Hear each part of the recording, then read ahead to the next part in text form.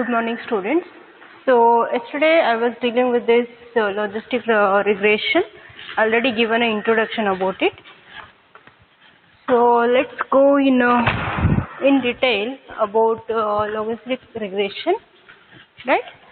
So as we already seen, the linear regression is nothing but we are trying to find the linear relationship between input and output variable. We are considering some as an input variable which are independent and the output variable which is dependent on those we considered as a input variable. The same concept even follows here in the logistic regression, right? So the logistic regression is a little different than the linear regression. Only the case where the outcome of the logistic regression is not continuous, it has to be a categorical data. Whereas if I want to predict something like a value which is a continuous variable, then I need to go for a linear regression. So here the example of like one of the examples they are given here is to determine if a person will or will not purchase a new automobile in the next 12 months. That is what we want to predict. So here the answer is whether the person will purchase it or not purchase a new automobile, that is yes or no. So the answer of the this prediction is in terms of yes or no, or it is categorical data, you can say, right? So most of the time whenever we apply the logistic regression, the result is something like yes, no, true, false, possible, not possible. All such cases will come as a outcome of a logistic regression. So now some of the examples, this I already discussed. So we have taken some major domain. In case of a medical, if we are predicting that whether the person is having a particular disease or not, or something like whether the person will react properly with the treatment, so whether the person is likely to get a successful response, yes or no, based on some input variable like age, weight, blood pressure and cholesterol level. Similarly, for the finance area, in the finance domain, we are going to consider the credit history of a loan person, applicant, and details of the loan.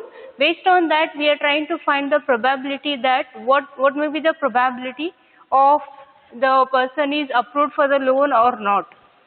Then, in case of a marketing, to determine the cases where a person is more possibility of churning to a different network. In a marketing area, one particular example which we are going to consider further in detail, right? There are even other possibilities that we want to check the number of, like based on the number of family members in the same network and from how many years or months the person is in the same network and how many social networks he or she has. So based on that, we are trying to predict whether the possibility is there to switch to other network, whether the person is possible to churn to other network or not. So that we are going to predict in the area of marketing. Then in the case of engineering things, like something we want to predict or we want to make assumptions or some expectations that how better the mechanical device is going to respond. The probability of a mechanical part experiencing a malfunction. Is there any possibility of failure? So these are some areas where a logistic regression is applied, right? So coming to the model description of the logistic regression, right?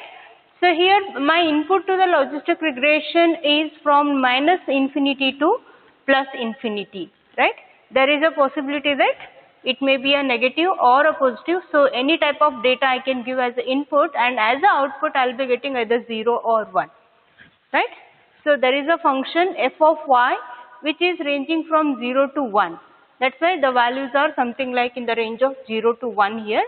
So this is what I am giving as an input from minus infinity. It may be any value. So from negative values to positive values I will be giving, and I am trying to decide what value of the range between 0 to 1 it exists.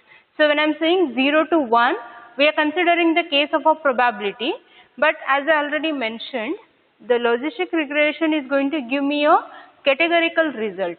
So now the question is how this probability concept, that is the range of 0 to 1, is going to map to a categorical data.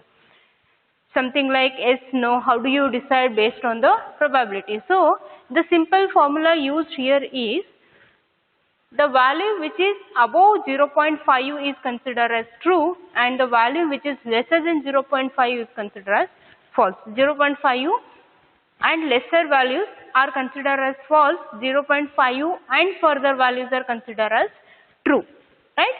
So this is how it is going to be considered as or mapped to a categorical data, right?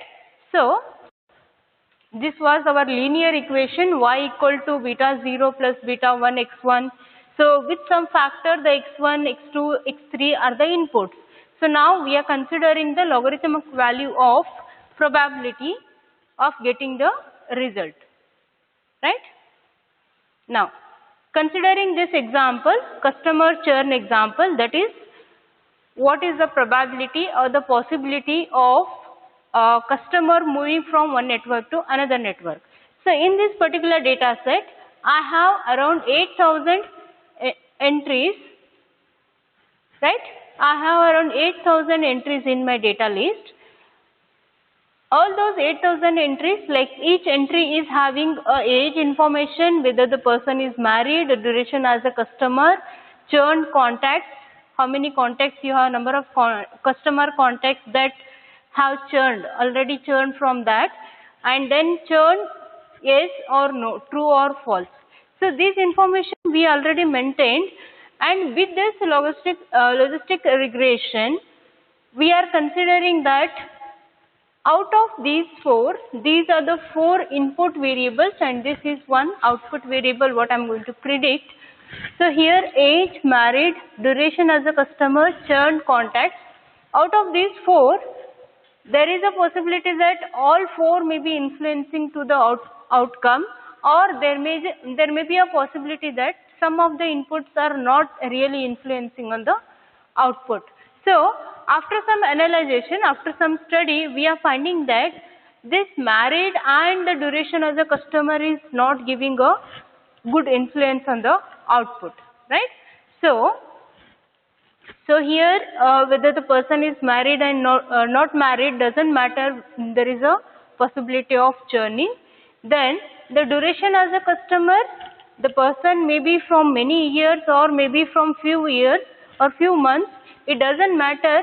If there is a need of a change of a network, obviously they will change. So we consider that these two are not important features to be considered for the prediction. So then we are considering only these two things, age and churn contact. With some factor like this, I am going to get a model developed, right? Y equal to 3.50, that is beta naught value. So in a particular model, we got some parameters like this, right? 0.16 minus 0.16 of age and plus 3.8 of churn contact. So this is how the model is generated, and based on this we are getting a predict values as this, right? I am considering these two parameters. Then this is what the y value I am getting. As I said, y value ranges from minus infinity to plus infinity. So this is a different y value I am getting, and the probability what I got is this, right? So how I am getting all these things? It is with this equation. With this equation I am getting the values, right? So here the specific parameters we considered are these. So when I am putting this value, I am going to get a value for this. I just taken some entries here. Similarly, we will be doing it for all the entries. So here, based on the fitted model, there is 93% chances that 20-year-old customer who had 6 contact churn will also churn. See at this particular entry, right? This is a possibility that 93%, there is a possibility that 80%, 66%, 72% of possibility of churning from one network to another network. So here when I look at this, age of a person 50, 30, 20, so we have some ranges.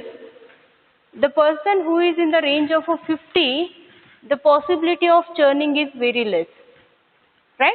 Then as the lower the age, the possibility is little more, right? 20, there is more possibility, right?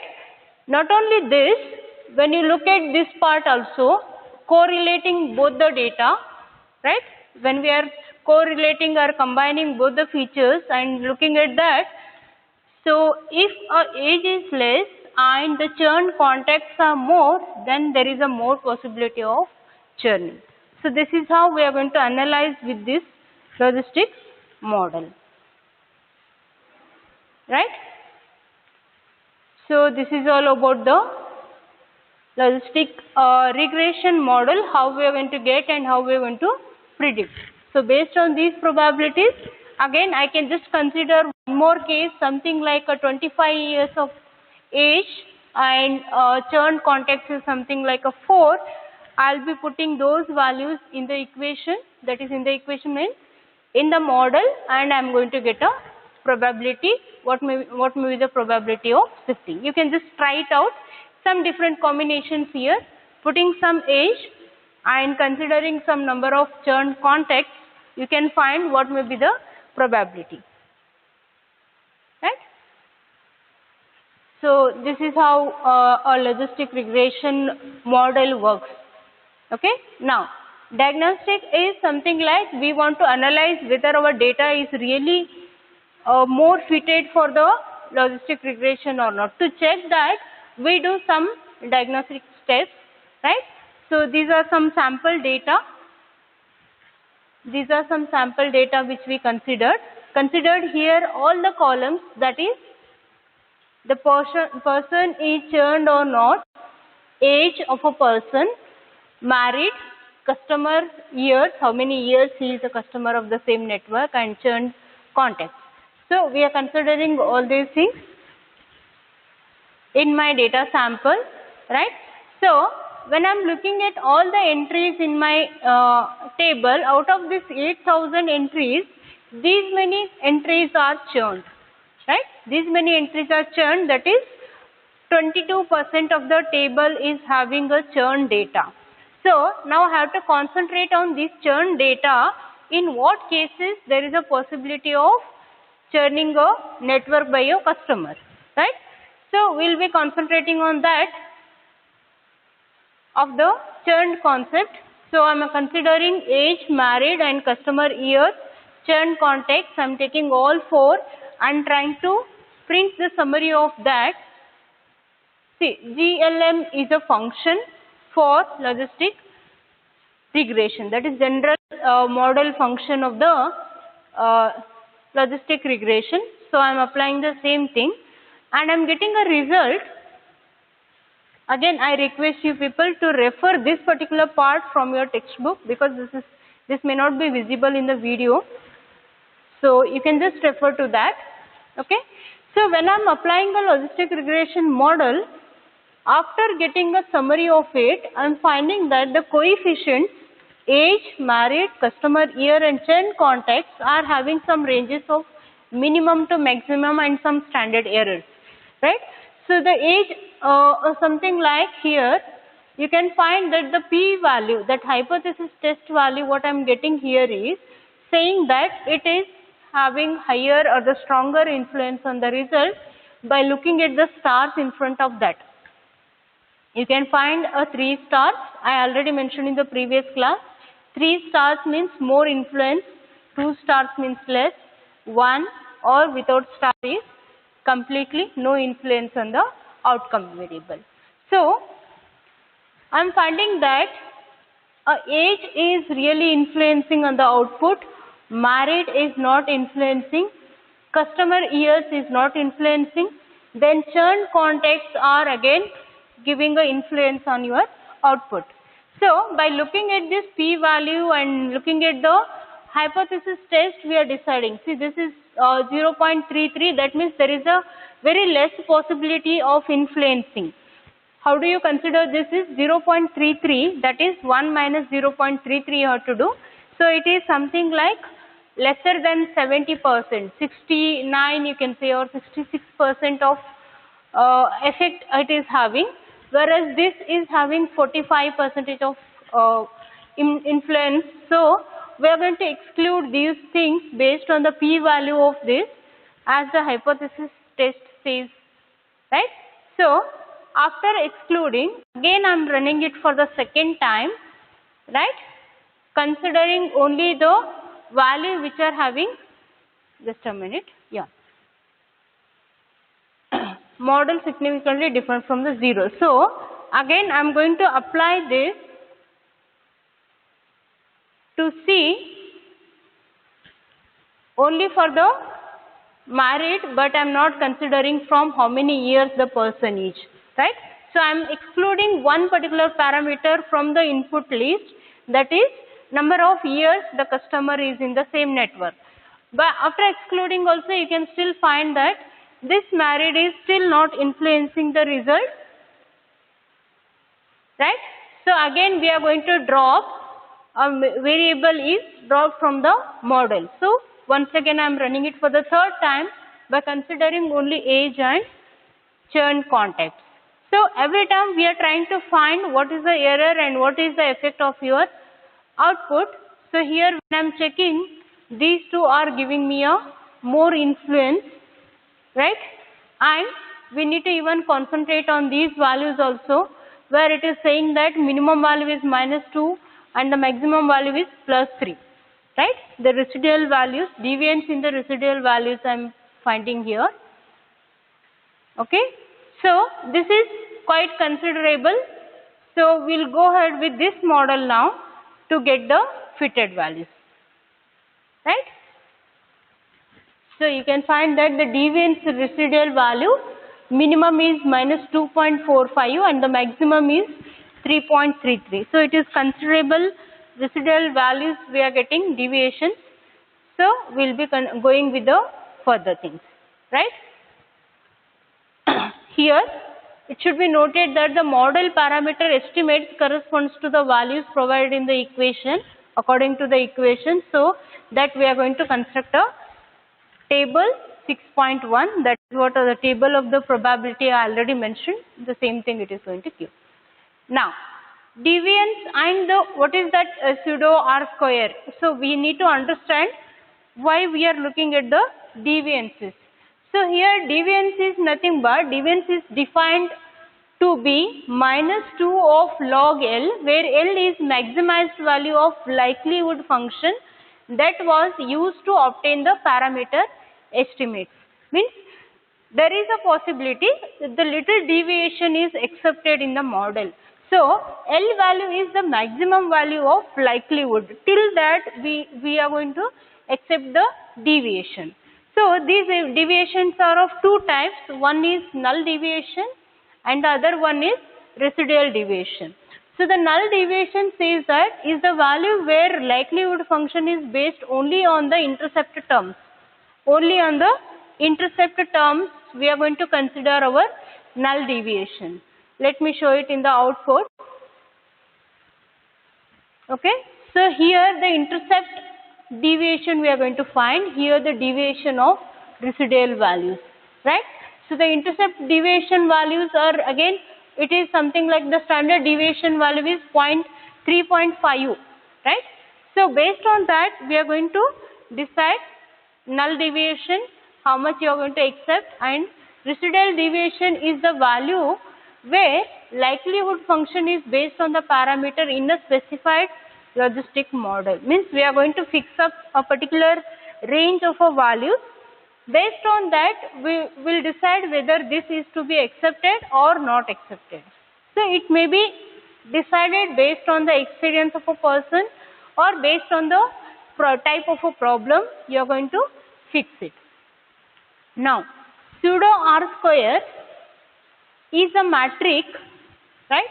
pseudo R square is a matrix analogous to R square in a linear regression.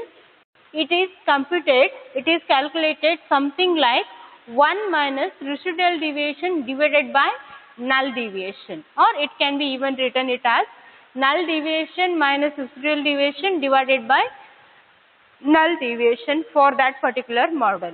So it measures, for what reason we are using this is, it measures how well the fitted model explains the data as compared to the default model of no predictor variables, only in a intercept terms. So based on this, we are going to see whether the model is really fitted without any predictor values, right? So that is one of the diagnostic things we need to do based on the deviance, and this is how we are going to do our trial and error by considering different parameters in our input. Okay. So after doing all those things, we are going to check with the deviance and the pseudo R square values. There is one more parameter we have to consider, or one more test we are supposed to do, that is deviation and log likelihood ratio test. So log likelihood ratio test will be done again with the same parameter of pseudo R square calculation, right? We are considering the log of L null and L residual values, right? So null hypothesis, alternative hypothesis of that L value, we are considering some range. So if it is within that range, a chi-square test is going to tell that whether it is acceptable or not acceptable. We have to consider the degree of freedom in this case, right? Now, receiver operating characteristics is one more test or one more parameter we need to check for understanding that. Okay. So how exactly it is? Something like whenever we make a prediction, we will be getting a different values like true positive, true negative, false positive, false negative. What exactly these classes are? These are something like whatever I am predicting is really a same prediction in the model or it is not. So model prediction and the output of the real outcome, we are going to compare that. If I predicted it as class C, when actually it is C, right? One particular test case I am taking, and according to the model, my model predicts that it is of class C and it is actually a class C. In that case, we say that it is a true positive case. Now, true negative is, my model is predicting that it is not a class C, but it is actually not a class C. So in that case, again true negative means I am saying that it is not class C, and even in real entry also it is not C. So again it is true negative. Whatever I predicted is correct of negative class, then true negative. So true positive, true negative. True positive is predicting it in a class C and actually it is class C. Predicting negative is predicting it as, true negative is predicting it as not a class C and actually it is not a class C. Now coming to false positive and false negative, it is complement of that. False positive says that I am predicting it as C, but actually it is not C, right? False negative, I am predicting it is not class C, but it is actually C. So these are some cases where usually the model is generated and we are trying to find how better our model is. Based on the ROC curve, we are deciding our model is working correct or not. So for that we use these two formulas to check how better my model is going to predict. False positive rate. How many false positive rate I am going to get is the number of false positive divided by number of negatives. Total entries, in that how many number of negatives I have and how many I predicted it as false positive. So based on that I am saying that false positive rate. False positive divided by number of negatives. Then true positive is number of true positives divided by number of positives. So this will say that how much percentage of accuracy I am getting through my model. So these are the values which will say that how better my model works. With these two parameters, I am going to draw a curve, false positive rate, true positive rate. I am getting a curve something like this. That means these cases are giving me a correct result, whereas the cases apart from ROC is not giving me a correct result. So you can see that in the figure, preferred outcome classifier is having a low FPR and high TPR rate. Low false positive rate and high true positive rate. Here with the lesser one, I am getting more true positive. So when moving from left to right, TPR axis is a good model classifier, but TPR rapidly approaching nearer to 1. So it is increasing very fast with only a small change in the false positive rate, right? Only in this range I am finding that the sudden improvement in the true positive. The closer the ROC curve tracks along the vertical axis and approaches the upper left hand of the plot near to the point, better the model, right? If my curve is something like this, which is reaching towards the true positive rate with a lesser false rate, then it is a good model, right? So based on this ROC, you can decide your model is really working better or not. So these are some code, the statements to draw a true positive and true negative lines. Right? Now, to find the histogram, to find the probability, we use a histogram for that, right? With the same entries or same data set, churned or not churned. As I already mentioned, out of 8,000 entries, there are 1,700 something are the cases where person churned, right? Churn is true, you can say. So I have these entries. In that entries, only this pink line is indicating that there are cases of churn from the table, right? That is only 22% of the entries are having that. So in that cases, this particular concept, the histogram of the probability, says that whether my data is properly distributed or not, right? So this graph is saying that the probability of shifting is more in these cases, right? The number of counts are more here and the probability is only this much, means very less people are having the higher probability of shifting and less probability, probability is less and the number of counts are more where the possibility of churning is less, right? So customer count versus the estimated churn probability. So only these many cases with a higher probability, the possibility is that there may be a shift, but more number of customers with a less probability, there is no chances of churning. So this tells about how the data is distributed in our data set and how better our model is. So diagnostic steps tells that whatever the model we generated is going to really predict a better result or not, right? So this is all about the logistic regression. Now, so till now we have seen two methods of regression, linear regression and logistic regression. Now reason to choose and questions is we have to understand or we have to be careful while choosing which regression method we want to apply for our data set. So as you already clear with the concept that whenever I have an input variable as continuous and discrete, including some categorical, then we prefer to go for a linear regression, right?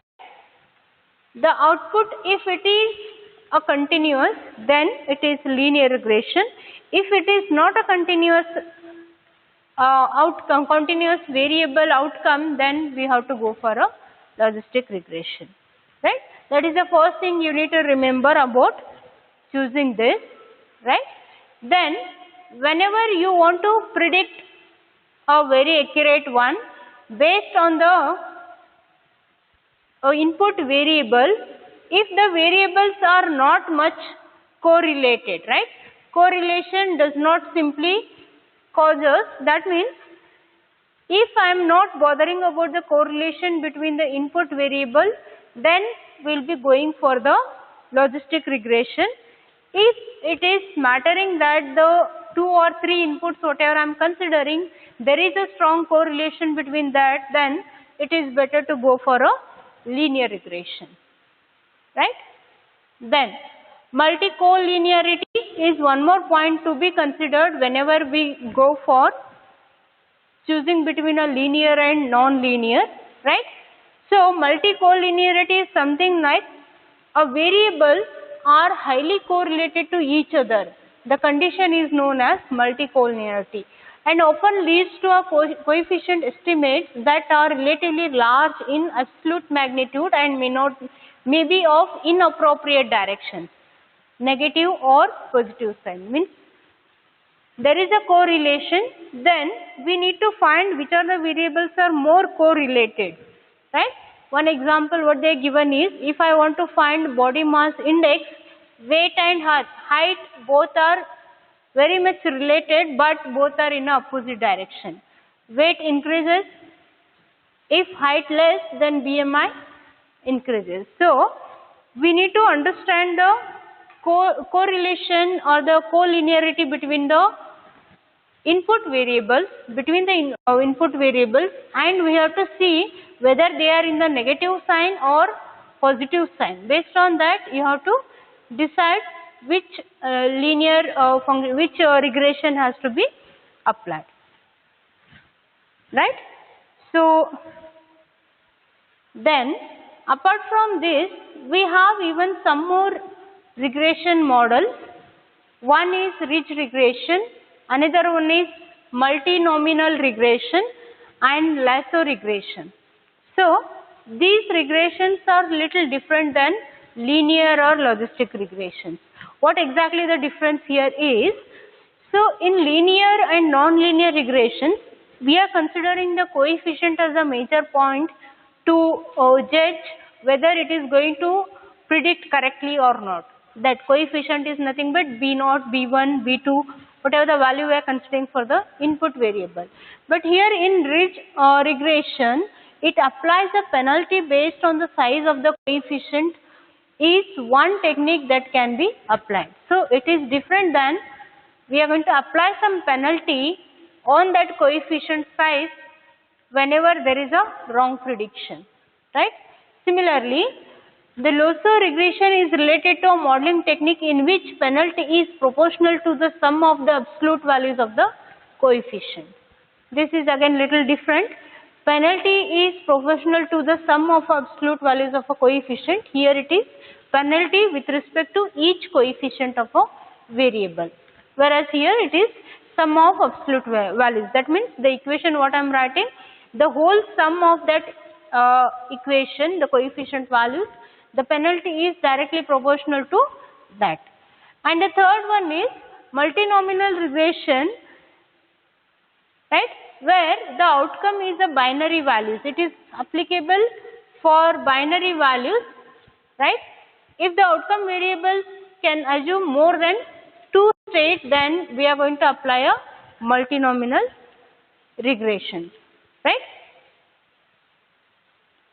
So this is all about the additional regression models we have in our syllabus right now, right? So let me just brief about this.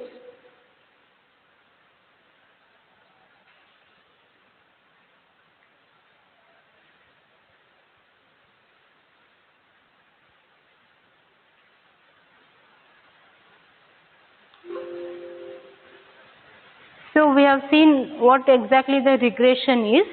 right? That is based on the input values we are trying to predict the output values. Here we consider some as a dependent variable, some as independent variable. So we try to find the linear relation between a dependent and independent variable. So these are some basic examples where the linear regression can be applied. This is the model. Yeah, one more thing here. When we are developing a model, you can find that this is somewhat similar to an expression called y equal to mx plus c. Yes, you can find the similarity between this equation and y equal to mx plus c. Y equal to mx plus c is what? It's a equation for a straight line in a graph, right? So this equation is also trying to draw a line, a linear line between a input and output variable. That's why it is taken with a similar equation of the y equal to mx plus c. So you can see that it is also similar, including some extra error. There is a possibility that some uncertainty or randomness is exist. So this is the graph of x and y. I am giving some x input, I am getting some y output. So this is the line what I am getting, and this we call it as a error in my model. There is some uncertainty, some randomness exists in each model, right? So normally distributed errors, that we find some errors in our data set, in our input. Because of that we may not be getting exact result. So we try to find a variance of our input, and based on that we decide that there is a possibility of error like this, where I am giving some x value but y is in the range of that. Including a normally distributed error, we get our y value in terms of intervals, in the range, right? In the range of this, not with a single value of y. So this is all about the R code. I am reading a data set as income, printing a summary where I am getting the details of min, max, median, standard deviation values of the data set. Yes. Then I am going to use a scatter plot to find the correlation between the variables in the sense whatever the inputs I am considering. So here I can say that income and age is having a strong correlation, income and education is having slightly, whereas gender there is no relation, right? So in that case I can exclude gender. So first I will run my linear regression model including gender and see the result of it. So when I am seeing the result, I am finding that the age is something in the range of particular value. If a age coefficient, like when I am displaying the residual values, it is assumed that normally distributed is from minus 37 to plus 37. That means more information is given here. Then with the value of p, I am going to decide, or I am going to do a hypothesis test. Gender is having a very large p value, whereas other two, that is age and education, is having 0.000, that is 10 raised to minus 16, 10 raised to minus 16, which is highly significant. So I need to keep those two variables, whereas this is not having much influence or the significance. So I am going to exclude. So when I am running for the next time, I am removing that and calculating. With that I am trying to find the R square values, right?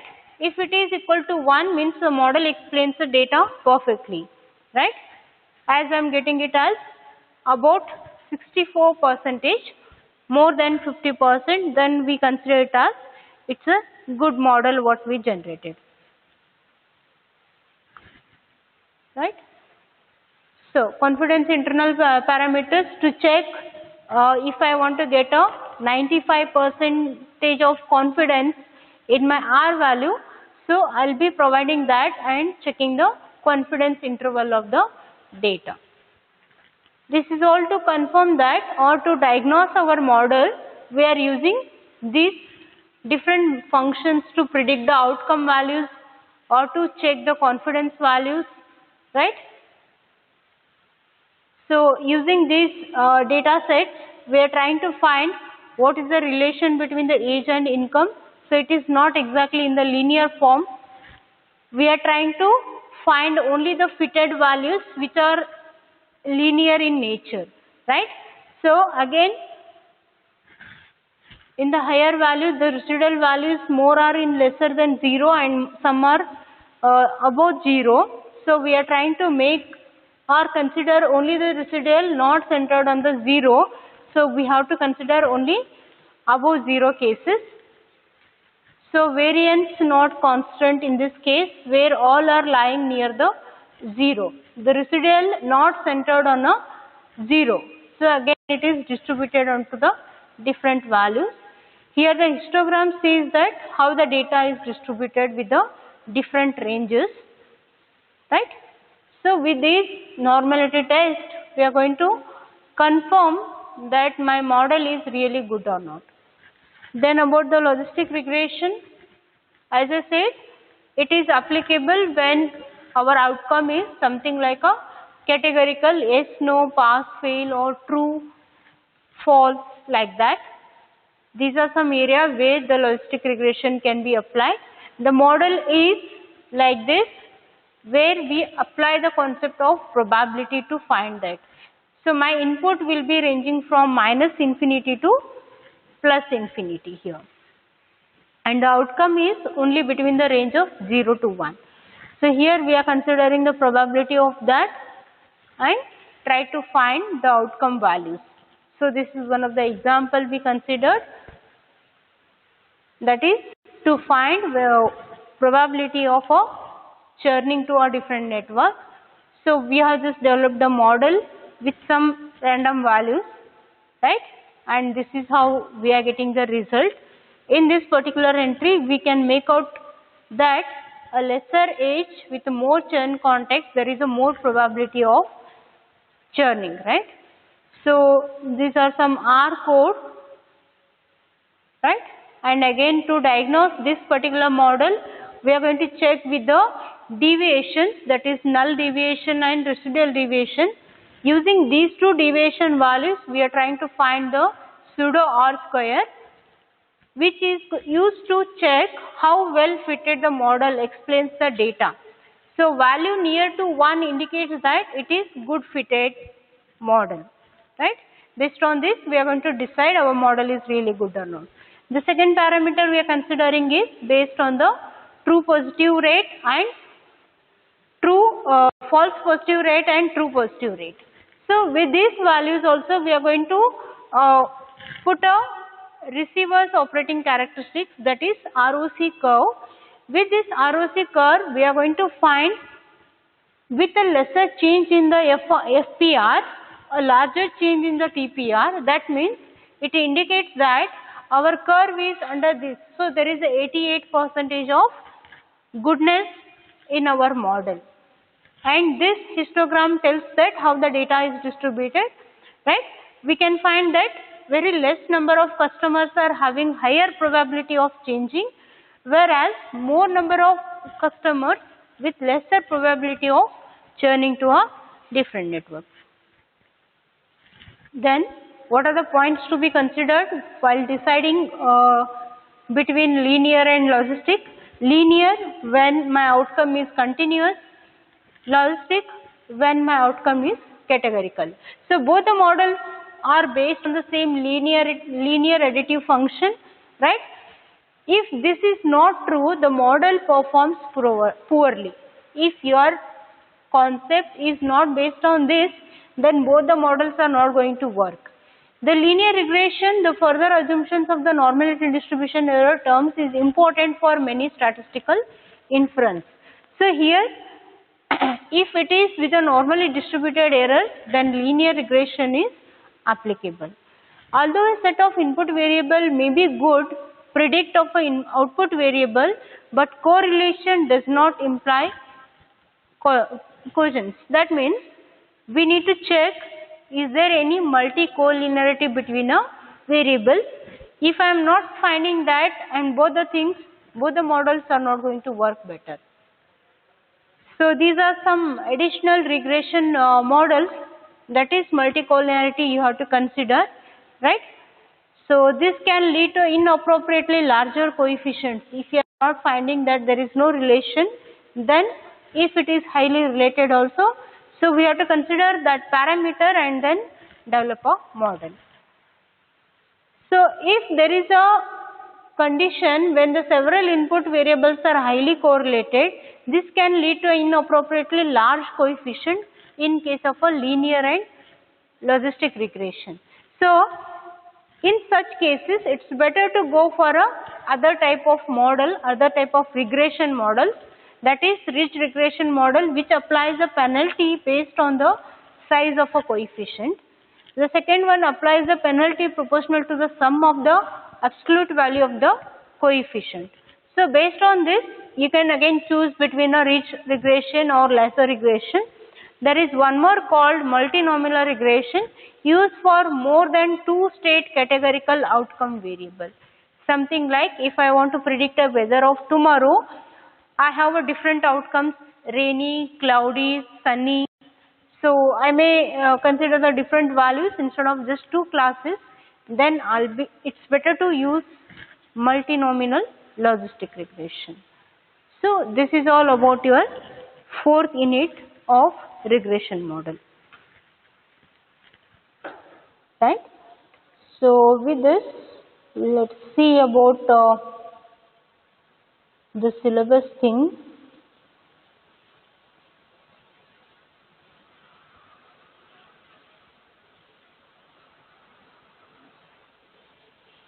So as per the coverage of the theory part, the basic language of R programming or Python is, as we are concentrating only on R programming, so I already explained the basics of R programming. Some methods of R programming, I am going to deal with that in the lab classes. Demonstrating the use of k-means cluster, the theory part is covered for this. A prior algorithm is also covered. Then demonstrate the application of a regression model with a suitable data set. You can consider the same example of churning, customer churning data set, and you can apply the linear or logistic regression for that. Then the next thing is decision tree algorithm and naive Bayes algorithm, that will be covered in a next fifth unit portion. So when I will be covering fifth unit, I will explain those programming concepts also in between of the theory.